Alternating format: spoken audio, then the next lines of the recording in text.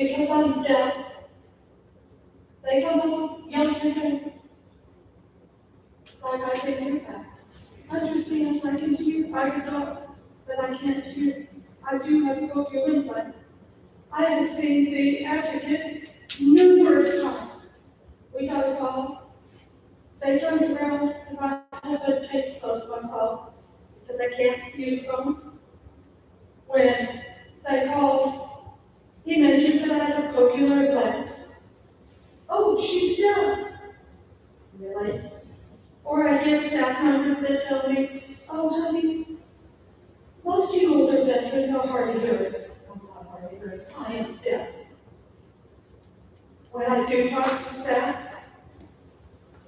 I had a staff member call my husband. He asked what the appointment was about. We told her. She did not write it on the sheet that I was deaf, even though we told her. When I went to the appointment, of course, this was in Anderson. They don't have anything set up for us. When she came to the door, I asked her, after she yelled my name 5 times and made me look like an idiot. She tells me, oh, well, you shouldn't be that way. Don't tell me how I should be. She turns around, I asked her if she wrote down that my husband told her I was deaf. No, she did not. She got mad, and she got very loud and very obnoxious. We walked back into the lobby. She started talking about respect. Respect goes 2 ways. I was taught respect is something you earn, not something you're given. And it works both ways. She got so loud that everybody in the room was looking at us. Then she turned around and I told her 5 times I wanted to do notes. She went to security to have me removed from the vehicle. If that's what our staff is like, and that's how we get treated by our staff that is supposed to be helping us. They are there for us, not us for them. Respect works both ways. This happens all the time. I have asked for new nurses probably 12 times. It is ridiculous. I've had staff members walk through the door, take off. I barely make it to a small hallway. They're all the way down to the end of the hallway. They turn into their room and close the door. By the time I get my ass over there, I don't know what door they're in.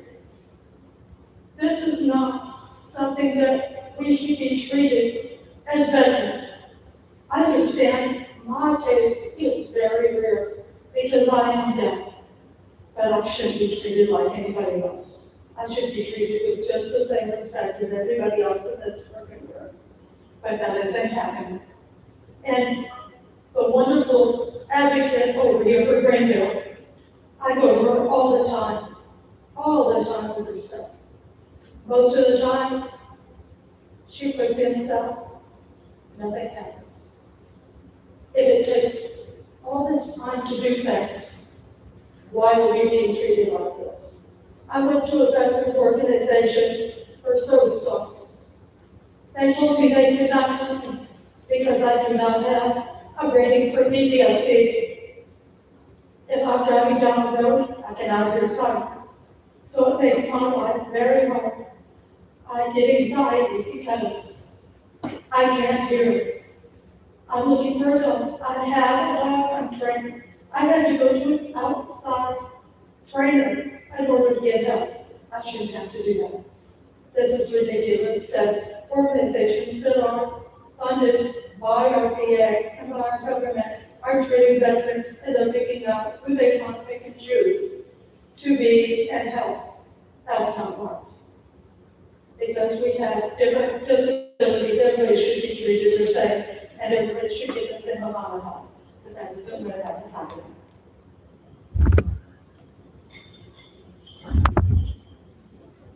So, ma'am, I am sorry. This one's on me, no one else. I'm going to give you my card, and from this day forward, you will never be disrespected again in this organization. You have my word.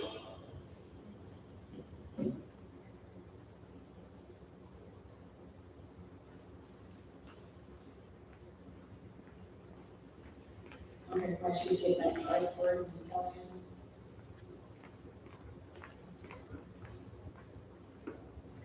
All right, we are now open up for questions in the audience. Is there anyone that would like to stand up and ask a question? And could you tell us your name, sir? Stanley. This is more of a suggestion, improvement to take back to look at. It has to do with your databases, mailing. I use a post office box address for my mailing address. I understand there are times that the department will want my physical address to ship me equipment or something. But then the next thing I know, that physical address has worked across the system, and I'm finding the correct mailing address again. Currently, got called into your contractor, community care, Optimum, because they're using my physical address for mailing. And more often than not, I'm not getting those mails because they're not going where my mail arrives.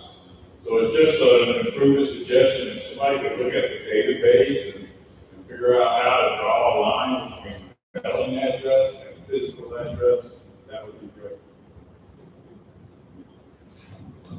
Yes, we can do that. Just we'll get your information before you leave. You can give it to Ms. Johnson, and we'll follow up with eligible enrollment, including primary care, so we can follow.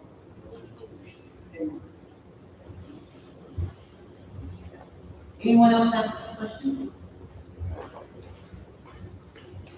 Ma'am, I have a question. And I'm not getting any argument. And I'm gonna take this back to the days when I was in Vietnam. Excuse me, please get started. What's your name? My name is Bill Rich. United States Army retired. I'm 100% over in front. The thing of it is I have a very difficult problem of sleeping with my mask on at night, called CPAP. I'm very familiar with it. And I know most of you are familiar with it. I still have memories of the days that we walking down to the Esau Valley. And if you went to Vietnam, you might have an opportunity to do the same thing. It was hot. You think it was hot outside? It had nothing to do with it. Period. We were walking behind and taking helicopters that was dropping the chemicals so they could hear the foliage and what we call triple chemical jump. The thing of it is, it got so hot that we could not stay up on the outer protective man. The M17, M19 protective man. We couldn't stay up on it. I don't know how many of you ever had an opportunity to do that. So we take that mask off and keep walking behind those helicopters so that we could take that helicopter and get shot down. Our enemy did not have no sympathy with anyone out there, period. So I'm running into a problem now that when I sleep at night and try to put my CPAP on, I have a bad habit of trying to take it off my face because I cannot take that CPAP on my face. My friend that we really can't sleep in the same bed no more. And the thing of it is, because she can't take the air that's coming out of that mask. So, like I say, I'm getting there. I got my own house. So if you don't want me to sleep with you, I'll go with my own. Y'all hear me now? I'll talk you about it. And they said, when you can't sleep here, go over there and sleep right there. But anyway, I just want to know, I got an appointment next month with they are tomorrow at at Durham Hospital. And I just want to know, what, if there are any discrepancies from the CPAP and going to the ISPA, the issue. If there any discrepancy now, I understand that you got to have an operation of some sort. I just want to know if that's going to cause any major problem. I'm not young no more. You know, I'm not young.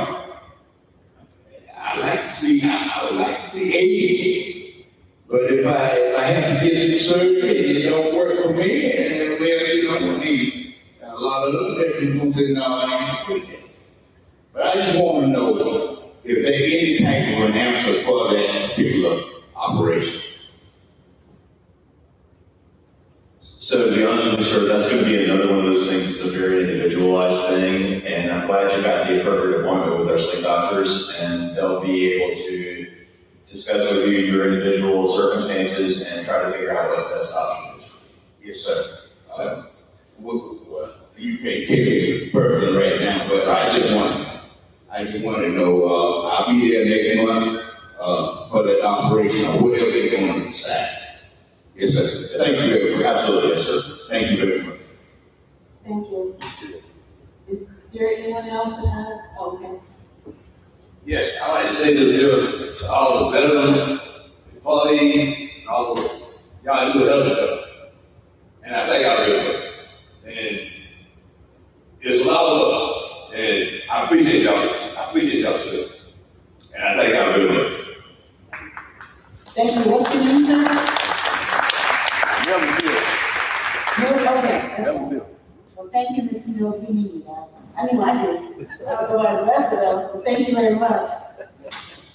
Is anyone else? How, anything you need? You're gonna be like, you're gonna call me. Yeah. Okay. I'll say one quick thing. I just want to say, I was just sitting here thinking about the number of people that are here from the VA to serve you and how impressed I am. And so thank you all for your continued work. Also, this team works extremely well with all the congressional delegation. So if you call us, we're going to know who to call, and they'll get an answer back to us very quickly. But you've got them right here, right now, so ask them first, and then let us know if we can help. Thank you. Thank you, Mr. Hall. All right. Anyone else? I see one. Yes, ma'am. My name is Paul Page, retired Air Force. Looking through my records from the VA, when I add it up, it says I should be 60% disabled. Right now, I'm getting 50%. I've got a couple outstanding. I have a couple outstanding claims that are still in process. I was just wondering why there's a discrepancy between what the records say and getting like 50% payment for 50%, where everything says 60, according to your all's records. Okay. I'm gonna leave that to Ms. Jackson because they don't do math like we do.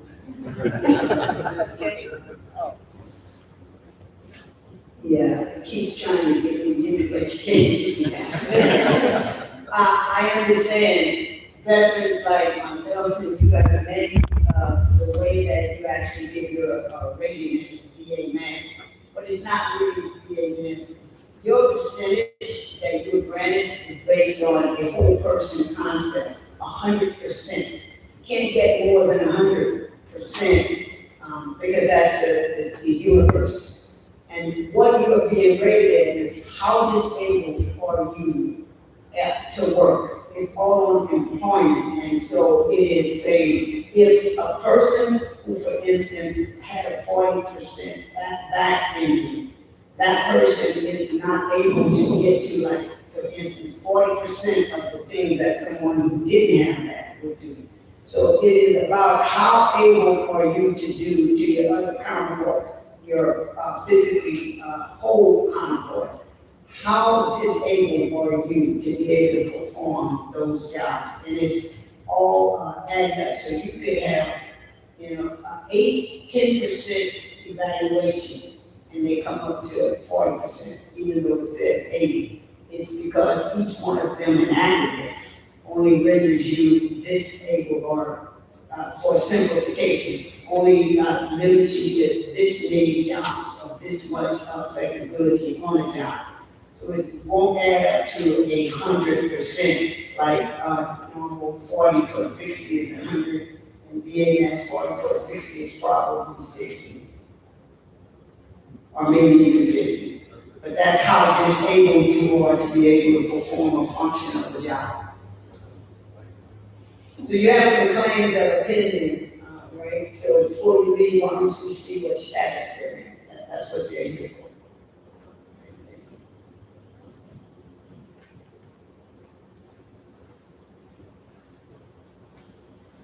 Good morning, ladies and gentlemen. My name is Rick Palmer. I'm sitting out here with my buddy Jonathan Keever. I'm from Upstate Warrior Solution. That's a nonprofit based out of Greenville, South Carolina.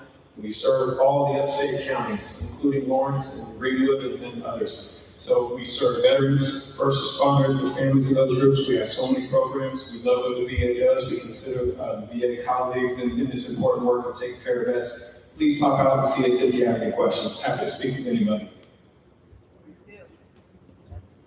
Okay, so is there any more veteran-related health care issues or concerns or benefits? Yes, sir. I just have a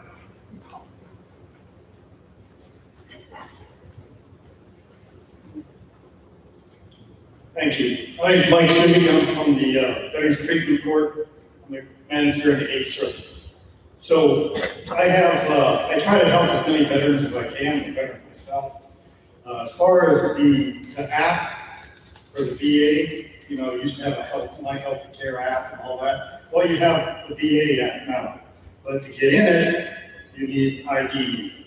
Now, I'm telling you, I love that app. I can call, I can text or send a message to my healthcare team, and I'll have an answer the same day. So I love that app. The older guys, they cannot get in there. And I try and help them, and it is very difficult. Is there any way we could get some training material out there to get these non-technical people, I guess is the word, to get on that app? Because it's very, very helpful. We have some people who might help you there. And I could not. And I could not agree more with you. The app is amazing, and IDD is very painful if you're non-technical, but yes, we will get you some information. Yes, sir, I do have some intro here. My thing, it's got veterans that can't get into it. It's a step-by-step instruction on how to actually get into the actual app. So if you come see me after this, I'll give you that and pass it on to veterans. Thank you for helping all those veterans. Okay, yes, sir. Please come around with Mike. Hold on a second. We got one over here. Okay, one more. Hey, ladies and gentlemen, I'm Josh Davey. I'm an operator of fishing for Heroes. I take veterans and active military personnel out bass fishing free of charge in Lake Hartwell and Anderson. Just a couple weeks ago, I had over 300 trips. I take you guys out one-on-one, just go on the website, we can pay, bring you sandwich, completely free of charge. I supply snacks, drinks, tackle, everything else that we need to go out and go fishing and get out for a day. Thank you. I think I need to come out and test the first. Let's go, you better get over there. I got to sort out all the way.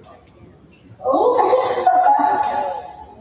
I'm just gonna make a plug, probably something that the current administration in DC is forbidding, but I think the VA does need more staff, specifically on the primary care side of the house.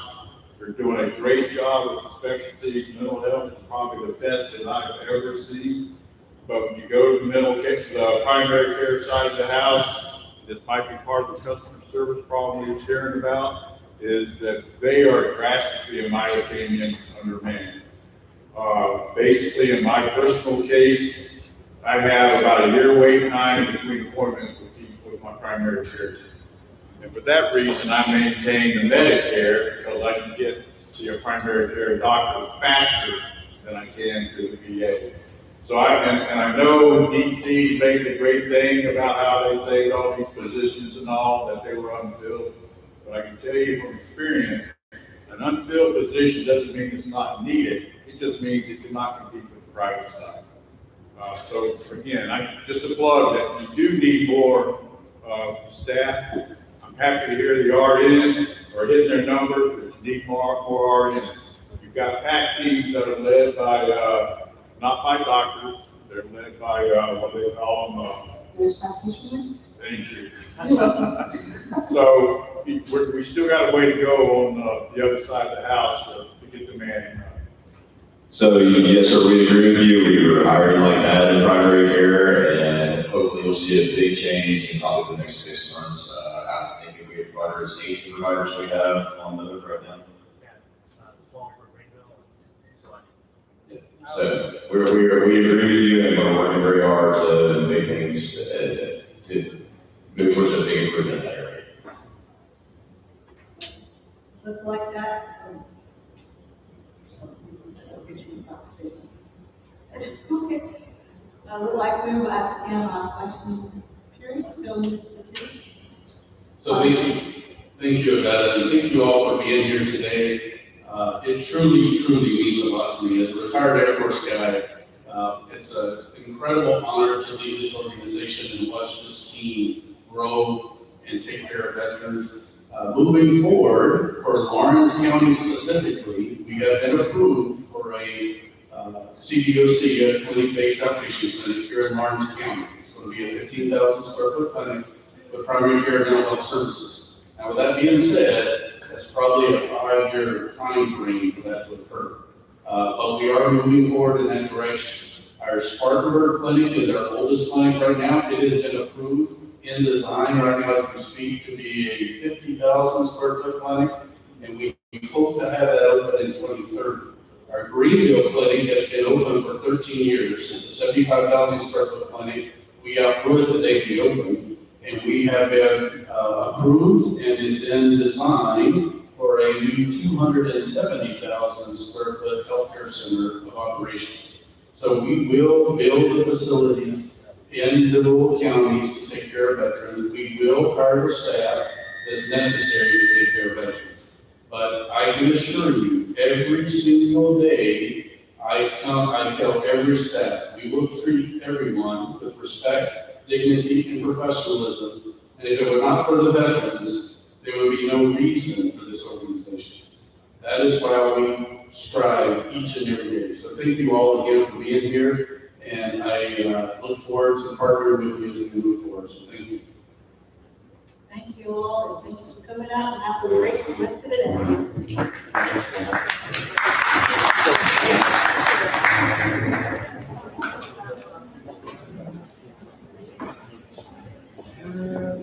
day.